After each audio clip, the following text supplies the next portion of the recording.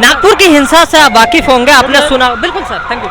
आपने सुना होगा नागपुर के अंदर जो हिंसा हुई है, क्या कहना चाहते हैं उसको? जो नागपुर में हिंसा हुई है, जिस तरह के जघन्य अपराध किया है, पुलिस वाले पर पत्थर चलाया है, एक भी बख्शा नहीं जाएगा। अगर उनके अब्बा जान पाकिस्तान में भी होंगे ना, वहां से भी खदेड़ के ला करके 7 फुट जमीन के अंदर गाड़ दिया जाएगा। उन्होंने सेना पर में, पुलिस पर में पत्थर चलाए, कुल्हाड़ी चलाए हैं, और तुमने उस कॉलोनी में जाकर के, पोस्ट कॉलोनी में जाकर तोड़ फोड़ करिया, जिसको उससे कोई लेना देना नहीं था। क्या भाई, क्या है ये? बांग्लादेश है, पाकिस्तान है, हिंदुस्तान है, लेकिन हिंदू वहाँ का शासक कौन है? नरेंद्र मोदी है। वहाँ के शासक कौन है? देवेंद्र फडणवीस है। अब कट्टरपंथियों को पालना, पोसना, उसे दूध पिलाना, बिरयानी खिलाना, ये सब कांग्रेस करती थी। अब कांग्रेस की नहीं है, जो तुम्हें पालेगा, पोसेगा, दूध पिलाएगा और फिर जगह मुहैया कराएगा कि तुम वहाँ घेर करके रास्ता रोक। नरेंद्र मोदी की सरकार है, अमित शाह गृह मंत्री है, अच्छी तरह से इलाज करना आता है। और आप देख लेना, कल तक रिपोर्ट आएगी कि सारी, अभी तो 50 पकड़े गए हैं, उनकी कैसे मरम्मत हो रही है, कैसे क्या हो रही है, वो सब देख रहे हैं, हम सब याद कर रहे होंगे कि किस तरह से हमने करे, भुगतने पड़ रहे हैं। इस देश में रहोगे तुम, इस देश के खाओगे तुम, और इस देश के सेना पे पत्थर चलाओगे, पुलिस पे पत्थर चलाओगे। तुम्हें अगर प्रोटेक्शन करना है, तुम्हें अगर कोई अपनी बात रखना है, खुली छूट है, आओ करो, जितनी मर्जी करो, धरना करो, प्रदर्शन करो। पत्थर चलाओगे? हमारे अगर लोग पत्थर चलाया हो तो बताओ।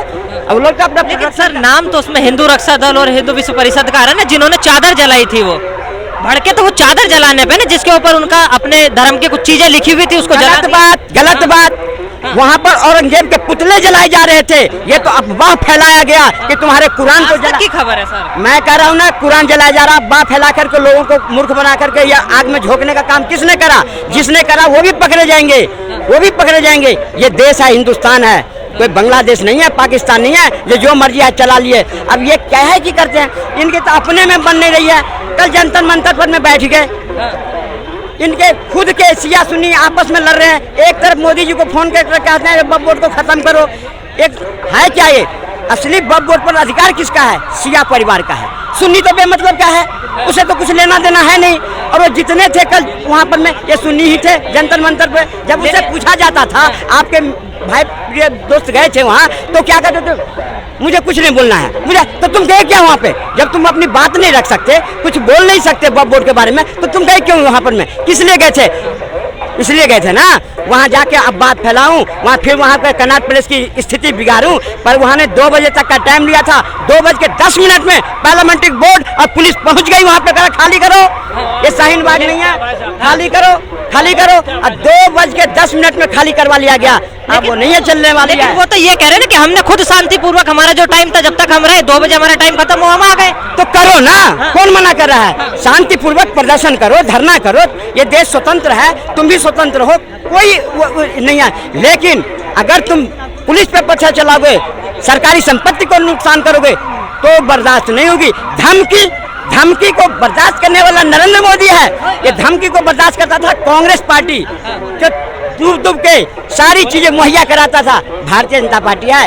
धमकी से नहीं डरने वाला है, मोदी की सरकार है, धमकी से नहीं डरता। ये धमकी कांग्रेस को देना, जो तुम्हें पाला पोसा खिलाया, और आज तुम्हें इतना दे दिया कि 9,000 से 1 लाख करोड़ हेक्टेयर तक तुम पहुंच गए। और उसको लेकर के ये वक्फ बोर्ड क्या है? क्या है वक्फ बोर्ड? बताइए ना। वक्फ बोर्ड कौन सी ऐसी स्कूल खोलता है, कौन सी ऐसी विश्वविद्यालय खोलता है, कौन सी ऐसी कॉलेज खोलता, कौन सी? अरे इनके जो गरीब मुसलमान में है, जो पूरे के बगल में कैसे जीवन जी रहा है, उसके लिए मकान बना के दो ना। तुम क्यों नहीं वक्फ बोर्ड बना के दे रहा है? सिर्फ इसलिए कि जैसे अमितुल्लाह जैसे खान वक्फ बोर्ड का, ओवैसी जैसे ये लोग वक्फ बोर्ड के नाम पर में सारी संपत्ति को अपने अंदर में कर रहा है। फिर भी ये लोग, इन लोगों को जो कुछ निचले तबके के हैं, उसको बलगा के फुसला करके ले जाकर वहाँ बैठा देते हैं। ये वक्फ बोर्ड खत्म होगी और होके रहेगी, होगी बिल्कुल। और अगर नहीं होगा तो सनातन बोर्ड की स्थापना होगी, और उससे ज्यादा अधिकार सनातन बोर्ड को दिया जाएगा। चलिए, अगर मान लेते हैं वक्फ बोर्ड खत्म भी हो जाता, उससे फायदा क्या है आपको? क्यों नहीं फायदा है? ये जहाँ मर्जी तय कर देते हैं, वक्फ बोर्ड की जमीन है।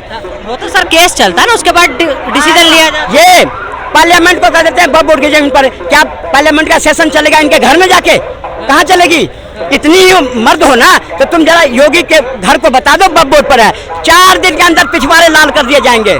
बब बोर्ड की जमीन बता दो योगी के। अखिलेश यादव ने बोला तो था कि योगी आदित्यनाथ के घर के नीचे मंदिर है, बोला था। अखिलेश यादव टीपू सुल्तान वो क्या बात करेगा, तभी तो आज धूल चाट रहा है ना। आज ये लोग है क्या, अब खत्म हो गई ना इन सब की राजनीति। 27 में चैलेंज कर रखा है योगी जी को कि सरकार हमारी बनेगी। वो तो चैलेंज कर रहे थे जो 11 उपचुनाव हुए थे उस पर में भी क्या मिल गया उनको, क्या मिला, कुछ मिला उनको। अब इन सब की राजनीति खत्म है, कोई नहीं पूछने वाला है इनको। अब ये देश जो है ना सनातन की ओर जा रहा है और अग्रसर है। आप देख लिए 2-3 राज्य का चुनाव है, उसके बाद सारा स्पष्ट हो जाएगा। इस देश में कट्टरपंथियों का कोई स्थान नहीं, जिहादियों का कोई स्थान नहीं। शांति से रहो, कोई दिक्कत नहीं, लेकिन कागज नहीं दिखाएंगे और ये कहेंगे ये मेरा जगह है, वो नहीं चलेगी। शत्रुघ्न सिन्हा जी को तो जानते होंगे। खूब जानता हूँ शत्रुघ्न सिन्हा को। उनका एक बयान बड़ा वायरल हो रहा है, सुना होगा कि कुंभ के अंदर बोल रहे 66 करोड़ लोग आ गए, कल को बोल देंगे 71 करोड़ लोग आ गए। गिने कैसे थे आपने, और इतना उसमें प्रयागराज में कहाँ क्षमता थी जो इतना संभाल लेगा। वही शत्रुघ्न सिन्हा ना, जो भाई भरत राम लक्ष्मण शत्रुघ्न चारों भाई का नाम रामायण पे, घर का नाम रामायण, बेटा का नाम लवकुश और बेटी का संस्कार देखो जहीर खान के पास गई तो उनकी तो लग तो गई। वो शत्रुघ्न सिन्हा बात करेगा सनातन धर्म पे, अरे तो सनातन धर्म के नाम पर क्या गाली दूं उसको, उस लायक नहीं है। खूब हम जानते हैं शत्रुघ्न सिन्हा को, लेकिन कहाँ की तरीका उसके बम्बई में घर का नाम, पटना में घर का नाम है रामायण, बेटा का नाम लवकुश, चारों भाई भरत राम लक्ष्मण शत्रुघ्न, और अपनी बेटी को संस्कार नहीं दे पाए जो जहीर खान के घर में चला गया। वो क्या रामायण पर में या कुंभ पे बात करेगा, वो तो कलंक है हिंदू के नाम पर में। वो तो रामायण को भी दूषित करने का काम कर रहा है। ऐसे आदमी का नाम भी मतलब मेरे नजदीक। वो तो ये भी कह रहे हैं कि भारतीय जनता पार्टी सिर्फ 2 समुदायों में लड़ाई करवाना चाहती है, इसीलिए वक्फ का मुद्दा उठा रही है, नहीं तो कोई मतलब नहीं है। अपने अब्बाजान से पूछे ना तो फिर, जिस अब्बाजान के जिसके गई ना, जिस के गोदी में बैठने के लिए बंगाल में, उससे पूछो ना वो क्या कर रही है वहाँ पर में। वो जो हिंदुओं को कटवा रही है, जो शादियों के पंडाल सजी हुई उसमें सारे, और जिहादियों ने जाकर के जो पत्थर मार रहे हैं उस पर में, उसकी वकालत करने वाले को समझाएंगे शत्रुघ्न सिन्हा। अब चला गया ये सब, जितने शत्रुघ्न सिन्हा ये सब साथ देने वाले थे सबके दिन लग गए। अब लड़के दिखा दे बिहार में कहीं से, औकात पता चल जाएगी।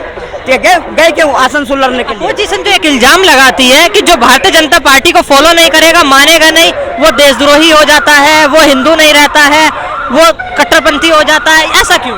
कोई नहीं, कभी नहीं भारतीय जनता पार्टी करी है इस तरह की राजनीति। हमेशा सबके साथ, सबके विकास के साथ की बात करी है भारतीय जनता पार्टी। कोई भी ऐसी योजना ले लो जिसमें अगर हिंदू को दिया है तो मोहम्मदन को नहीं दिया, मुसलमान को नहीं दिया है, सिख को नहीं दिया, ईसाई को नहीं दिया। जितने भी योजनाएं हैं सबके साथ, सबके विकास के साथ योजनाएं लागू हुई है। ये जो आरोप लगा रहे हैं ये वो लोग हैं जो इस देश में अराजकता फैलाना चाहते हैं, देश को बांटना चाहते हैं। अब ये चीज देश में नहीं चलेगी। यहाँ की जो 120 करोड़ सनातनी है सब समझ गया है कि अब इस देश में जिहादियों का कोई स्थान